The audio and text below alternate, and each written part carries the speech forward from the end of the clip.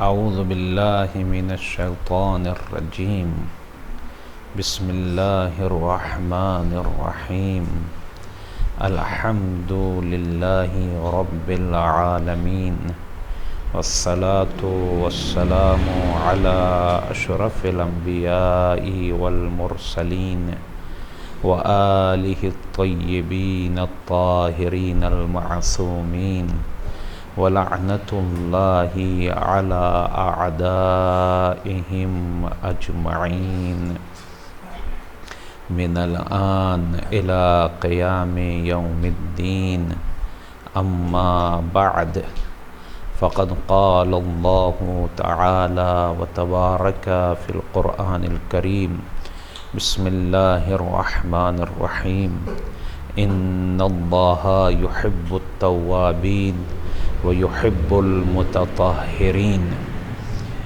قرآن مجید کی آیت ہے کہ جس کو تلاوت کرنے کا شرف حاصل کیا، اس میں پروردگار عالم ارشاد فرما رہا ہے کہ اللہ کو توبہ کرنے والے اور پاک لوگ پسند ہیں۔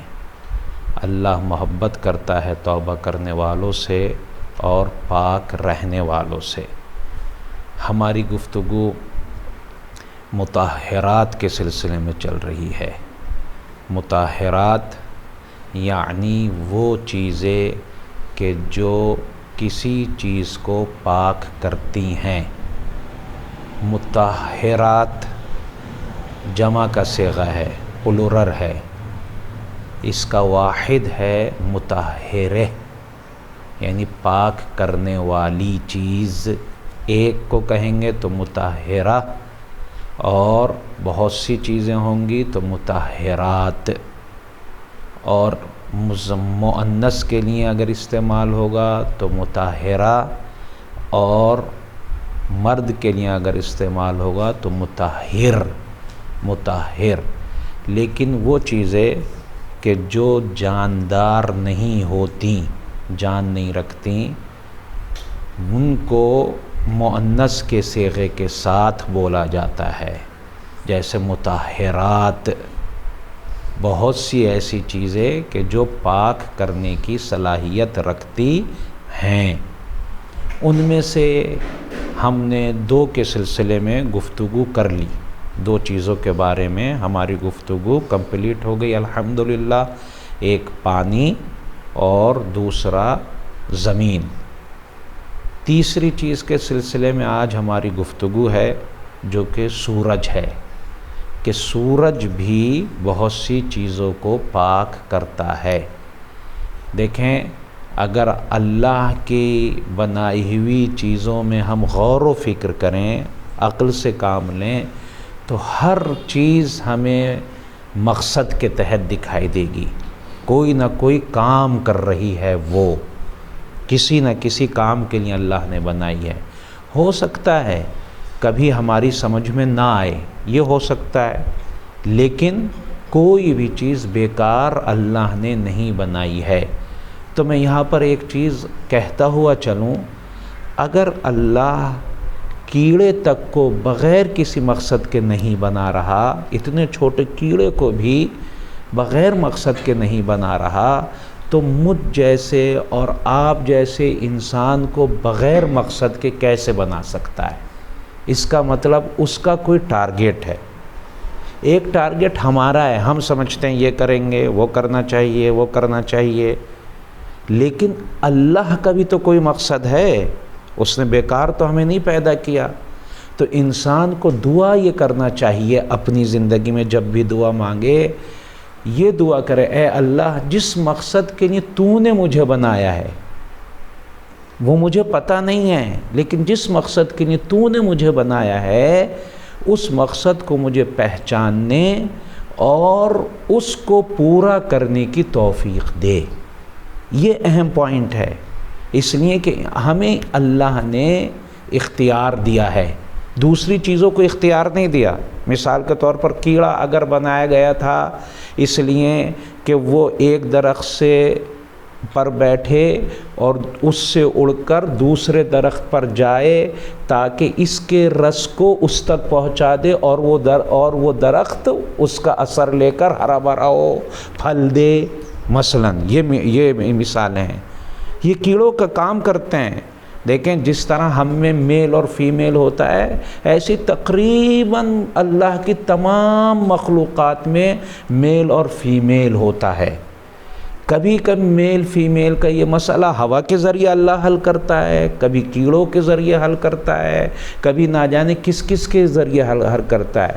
یہ جو کیڑے ہم دیکھتے ہیں ہمارے بلب پر آ گئے، ہمارے لائٹ پر آ گئے، یہ فلاں ہو گیا، نہیں، یہ اپنا مقصد پورا کر کے پھر ان کو دنیا سے جانا ہے۔ مقصد پورا ہو گیا ان کا، جس مقصد کے لیے پیدا کیے گئے تھے۔ اسی طرح ہمیں بھی اپنا مقصد پہچاننا ہے کہ اللہ نے ہمیں کس مقصد کے لیے پیدا کیا ہے، کیا چاہتا ہے اللہ۔ اور جب تک ہماری سمجھ میں نہ آئے اس وقت تک کم سے کم ہم دعا کریں کہ اللہ جس کام کے لیے تو نے مجھے پیدا کیا ہے وہ کام مجھ سے لے، مجھے توفیق دے کہ میں اس کام کو انجام دے سکوں۔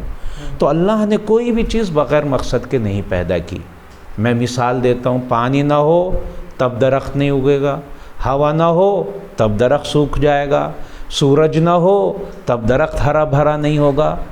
کوئی بھی چیز آپ ہٹا دیں درخت، یہ ایک سامنے کی مثال ہے آپ کے لیے۔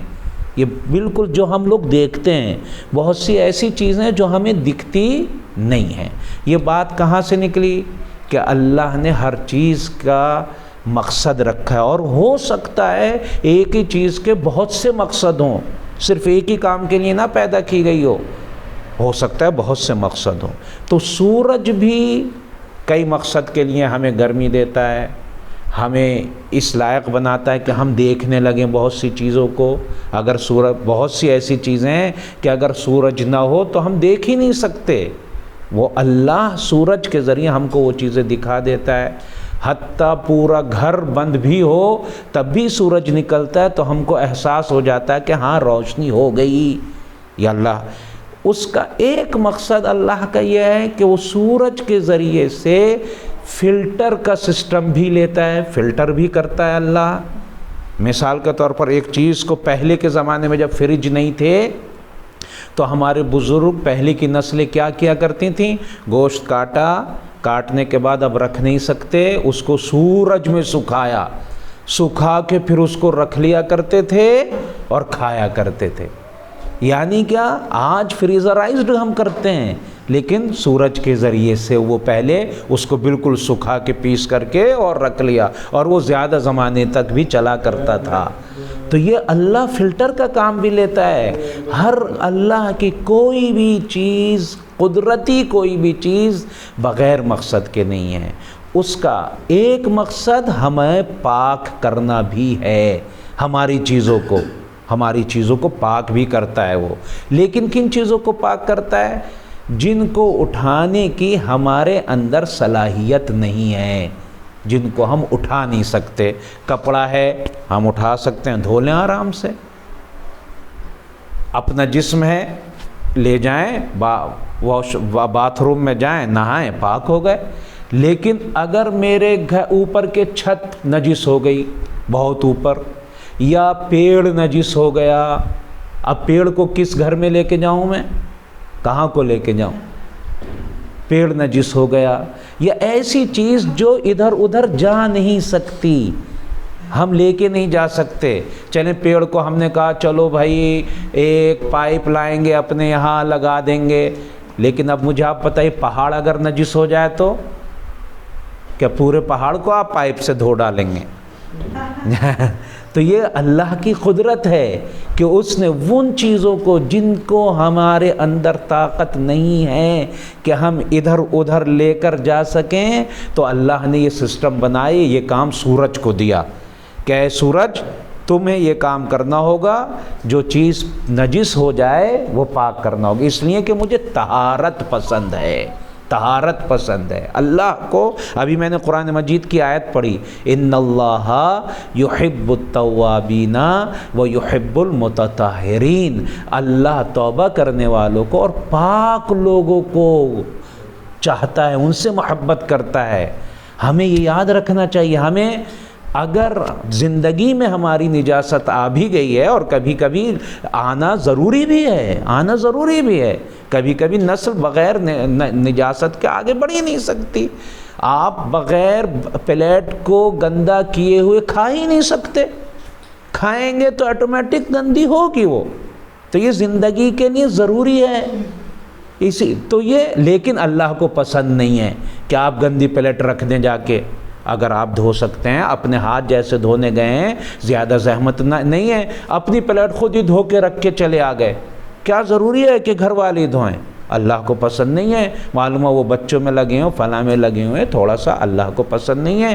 خود گھر میں صرف باہر کے مومنوں کی مدد کرنا عبادت نہیں ہے، گھر میں مومنہ اور اپنے بچوں کی مدد کرنا بھی عبادت ہے، اور خاص طور سے اپنے گھر والوں، ماں باپ، بہن، بھائی، بیوی، بچے، ان کی مدد کرنے سے اللہ بہت خوش ہوتا ہے، بہت خوش ہوتا ہے کہ یہ دیکھو اپنے خاندان کے ساتھ کتنا اچھا بندہ ہے کہ اپنے خاندان والوں کا خیال کرتا ہے۔ اور ہمارے علماء فرماتے ہیں کہ اگر کسی کے بارے میں یہ تمہیں جاننا حق میں، سچ مچ میں، کہ یہ نیک آدمی ہے یا صحیح آدمی نہیں ہے، تو اس کے فیملی والوں سے پوچھو، فیملی صحیح بتائے گی، حتیٰ پڑوسی بھی صحیح نہیں بتا سکتا، لیکن وہ فیملی جو واقعاً اللہ سے ڈرتی ہو۔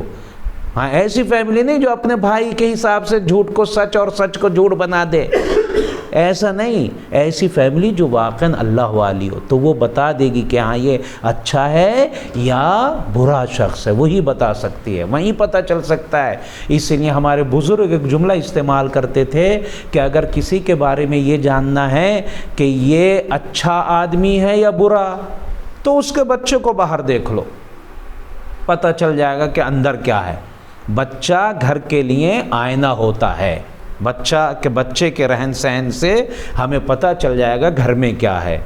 شادی بیاہ میں سمجھنا الگ ہے، لیکن نارمل زندگی میں سمجھنا یہ آسان طریقہ ہے، اس سے پتہ چل جاتا ہے۔ بہرحال بات کہیں سے کہیں اور جا رہی ہے، ہم وہیں پر آتے ہیں کہ اللہ نے کوئی بھی چیز بیکار پیدا نہیں کی، تو سورج بھی ایک ان چیزوں میں سے ہے جو ہم کو پاک کرتا ہے، ہم سے ریلیٹڈ چیزوں کو پاک کرتا ہے، لیکن کیسی چیزوں کو کہ جو ادھر ادھر نہیں جا سکتی، جو ایک جگہ پر جم جاتی ہیں، جیسے یہ کھڑکی ہے، جیسے یہ دروازہ ہے، جیسے یہ دیوار ہے، جیسے یہ گھر ہے، پاک کر سکتا ہے، لیکن شرط ہے کہ ڈائریکٹ سورج اس پر پڑے، ڈائریکٹ پڑ رہا ہو،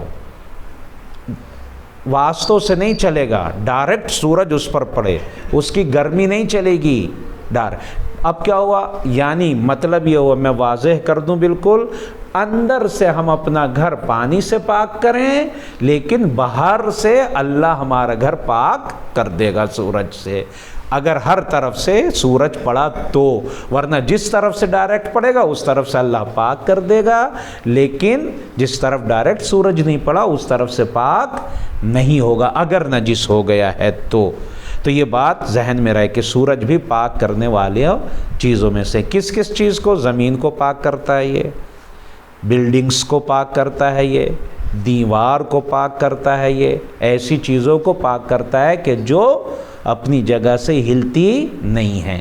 لیکن 5 شرطیں ہیں پاک کرنے کے لیے، 5 شرطیں ہمارے ذہن میں رہیں۔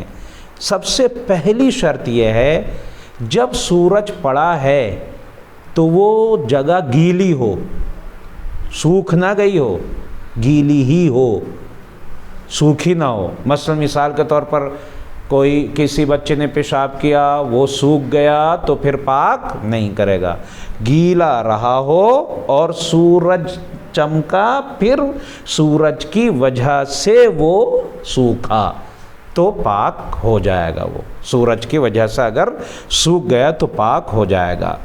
دوسری چیز کیا ہے، اگر کسی چیز میں عین نجاست ہو، مثال کے طور پر پیشاب ہے، لیٹرین ہے، کسی چیز میں عین نجاست ہو، تو دھوپ سے خشک کرنے سے پہلے اس چیز سے نجاست کو دور کر دیا جائے، دور کر دے، ہٹا دیا جائے اس کو۔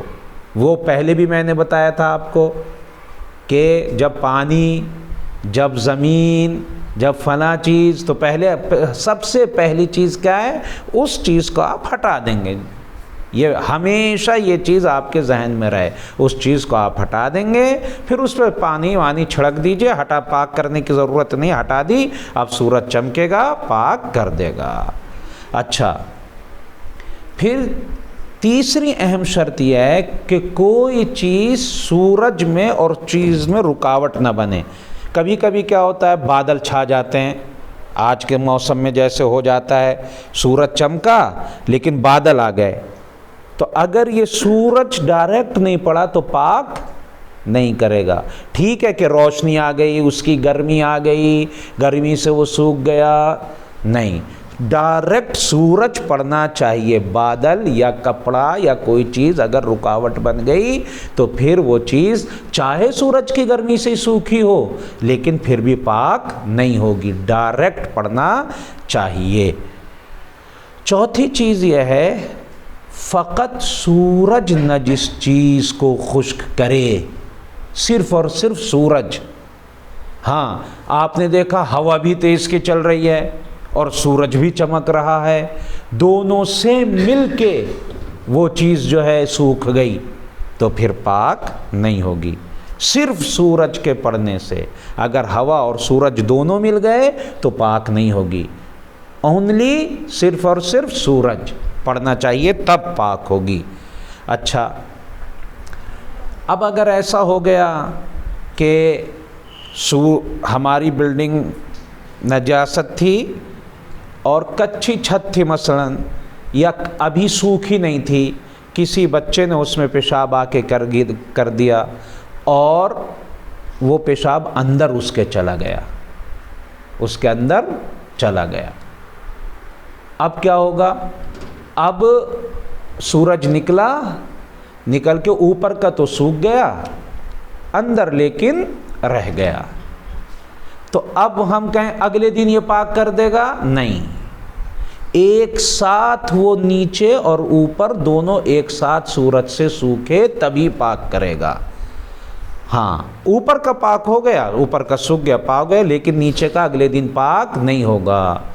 لہٰذا میں نے ایک جملہ پہلے بھی کہا تھا، یہ پہلے بھی ایک چیز کہی تھی جب زمین کی ہم نے بات کہی تھی پاک کرنے کی، کہ اوپر سے پاک کر رہے ہیں، نیچے کا پاک، ہمیں نیچے سے مطلب ہی کیا ہے؟ وہ ہم ٹچ تھوڑی کر رہے ہیں، تو ٹینشن لینے کی ضرورت بھی نہیں ہے، ہمیں تو اوپر سے کام ہے، لیکن ہمیں علم ہونا چاہیے۔ میں اب یہ بتا کیوں رہا ہوں؟ تاکہ آپ کو بھی علم ہو کہ نہیں، اندر کا نجس رہے گا، اوپر کا پاک ہو جائے گا، لیکن ہمارا تعلق چونکہ نیچے سے نہیں ہے تو اتنا ٹینشن، ارے اب نیچے کا کیسے پاک کریں، تو اپنے آپ کو پریشان نہ کریں، ہمیں تو اوپر کی فی الحال پاک چاہیے، وہ اوپر کا پاک ہو گیا الحمدللہ۔ اچھا، اگر چٹائی بنی ہوئی ہو، چٹائی چونکہ وہ درخت سے بنتی ہے تو پاک ہو جائے گی، درخت چونکہ پاک ہو سکتا ہے، پاک ہو جائے گی چٹائی، لیکن جو اس میں دھاگے ہیں، جو اس میں دھاگے اس کو اکٹھا کرنے کے لیے بنے جاتے ہیں، وہ سورج سے پاک نہیں ہو سکتے، اس کو ہمیں پانی ہی سے پاک کرنا ہوگا۔ خود چٹائی سورج سے پاک ہو جائے گی، گیلی ہوئی، پھر سورج اس پہ ڈائریکٹ آ گیا اور وہ سوکھ گئی تو پاک ہو جائے گی، ڈائریکٹ صرف سورج سے۔ لیکن جو دھاگے ہیں وہ چونکہ کپڑا ہے، تو میں نے قانون پہلی آپ کو بتایا تھا، وہ چیزیں جو ادھر ادھر نہیں جاتی وہ پاک کرے گا، لیکن دھاگا تو ادھر ادھر کپڑے کا ہے، ادھر ادھر جا سکتا ہے تو وہ پاک نہیں کر سکتا، وہ پاک نہیں کر سکتا۔ اگر دھوپ نجس زمین پر پڑے، اس کے بعد انسان کو شک ہو کہ دھوپ پڑنے کے وقت زمین تر تھی یا نہیں، اب مجھے شک ہونے لگا، پتہ نہیں گیلی تھی نہیں تھی، کیا ہوا، تو اب کیا کریں؟ زمین تھر تھی یا نہیں، یا تری دھوپ کے ذریعے خشک ہوئی یا نہیں، یا شک یہ ہو رہا ہے تری تو تھی، نہیں گیلا تھا، لیکن شک یہ ہو رہا ہے کہ سورج ہی سے سوکھا یا ہوا اور سورج دونوں سے مل کے سوکھا۔ پھر دوہرا رہا ہوں میں، نجس ہونے کا یقین، سورج کے پڑنے کا یقین، دونوں باتوں کا یقین ہے۔ شک کاہے میں ہے؟ جب سورج پڑا تو وہ گیلا تھا یا نہیں، یہ شک، یا نہیں یہ بھی یقین جب سورج پڑا تب تری تھی، گیلا تھا وہ۔ اگلے اسٹیپ پر شک ہو رہا ہے کہ یہ صرف سورج کے ذریعے سوکھا ہے یا ہوا بھی شامل ہو گئی ہے۔ تو اس صورت میں وہ زمین نجس ہوگی، وہ زمین نجس ہی ہوگی، چونکہ قانون یہ ہوتا ہے جیسی پہلے تھی ویسی ہی رہے گی، یہ ہم نے قانون بتایا تھا۔ تو وہ زمین اب نجس ہی ہے، اب اس کو یا تو پانی سے یا دوبارہ سورج گیلا کر دیں اس سے تھوڑا سا، یا دوبارہ سورج سے وہ پاک ہو جائے گی۔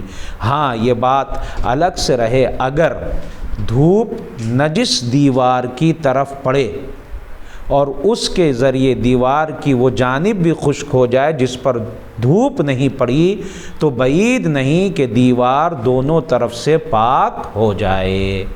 یعنی یہ اسپیشل ہے، ایک طرف سورج پڑا، یہ دیوار ہے، اس طرف سورج پڑا، لیکن دیوار کا دوسرا حصہ بھی نجس تھا۔ تو علماء فرماتے ہیں کہ زیادہ نزدیک یہ ہے کہ چونکہ اس طرف دھوپ پڑی اور اس کی دھوپ کے ذریعے وہ ایک ہی دیوار شمار ہو رہی ہے، تو ادھر کا حصہ بھی پاک ہو جائے گا، پریشان ہونے کی بات نہیں ہے۔ یہ ہماری سورج کے سلسلے میں گفتگو تھی۔ اگر کوئی سوال ہے تو انشاءاللہ ہم آپ کی خدمت میں ہیں، اور کل انشاءاللہ دوسرے مطہر چیز کی بات کریں گے۔ والسلام علیکم ورحمۃ اللہ۔